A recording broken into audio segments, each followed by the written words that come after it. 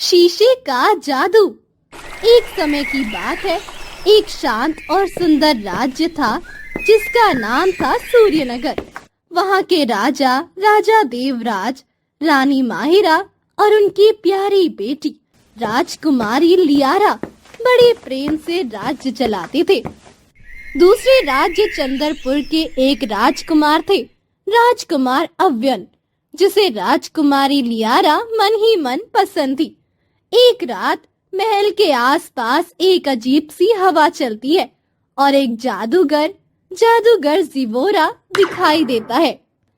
लियारा इस राज्य का नूर है। अगर वो मेरे पास हो तो ये पूरा राज्य भी मेरा हो सकता है। वो एक काला मंत्र पढ़ता है। सारे महलवासी नींद में डूब जाते हैं। कोई भी आवाज किसी को नहीं जगा पाती। फिर वो राजकुमारी लियारा को उठाकर ले जाता है। राजकुमारी अपने होश में आती है। वो खुद को एक काले महल की सबसे ऊंची मंजिल पर पाती है, जहाँ एक बड़ी सी खिड़की से पूरा राज्य नजर आ रहा होता है। ये कहाँ हूँ मैं? मेरे मम्मी पापा कहाँ गए? जादूगर जिवोरा हवा में आता है। देखो नीचे, तुम्हारा खूबसूरत राज्य अब मेरी मुट्ठी में है। अगली सुबह पता चलता है राजकुमारी लियारा महल में नहीं है। तुरंत पूरे राज्य में तलाश करो, राजकुमारी कहाँ है? आसमान काला पड़ जाता है, हवाएं तेज हो जाती है। जादूगर जिवोरा हवा में आकर खड़ा हो जाता है। तुम्हारी राजकुमारी मेरे पास है। अगर उसकी जिंदगी बचाना चाहते हो तो पूरा राज्य मेरे हवाले कर दो। उस ऊंची मंजिल से लियारा रो रो कर आवाज लगा रही होती है। हम कभी किसी बुराई के आगे नहीं झुके। सेना, हमला करो। सिपाही जादूगर पर हमला करते हैं, लेकिन जादूगर अपने काले जादू से सबको हरा देता है। ये खबर चंद्रपुर तक पहुंचती है। राजकुमार अव्यन तुरंत अपनी सेना लेकर सूर्यनगर पहुंचता है। मैं लियारा को कुछ नहीं होने दूंगा। सेना, हमला करो इस काले जादू वाले जादूगर पर। लेकिन जिवोरा उसकी सेना को भी हरा देता है। मैं हार गया, पर लियारा को छोड़ नहीं सकता। उसे तो मैं बचा कर ही रहूंगा। उसे याद आता है कि एक पुरानी जादूगरनी रीवा, जो बहुत शक्तिशाली है और अपनी जादू से लियारा को बचा सकती है।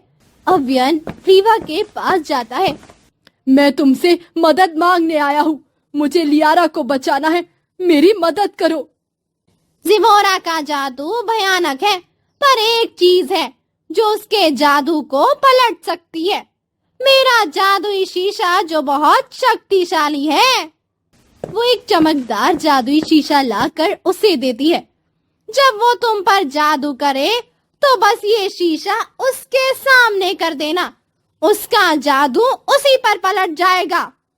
अव्यन फिर सूर्यनगर पहुंचता है। काले बादल, बिजली और जिवोरा हवा में उड़ता हुआ मिलता है। ऊंची मंजिल पर लियारा दिखती है। जादूगर, अगर हिम्मत है तो मेरे साथ युद्ध कर, एक असली राजकुमार के साथ। तुमसे निपटना तो मेरे लिए बहुत आसान है। वो कुछ मंत्र बोलता है और जादू करता है। अव्यन तुरंत शीशा आगे कर देता है। जादू पलट जाता है। नहीं, ये कैसे हो सकता है?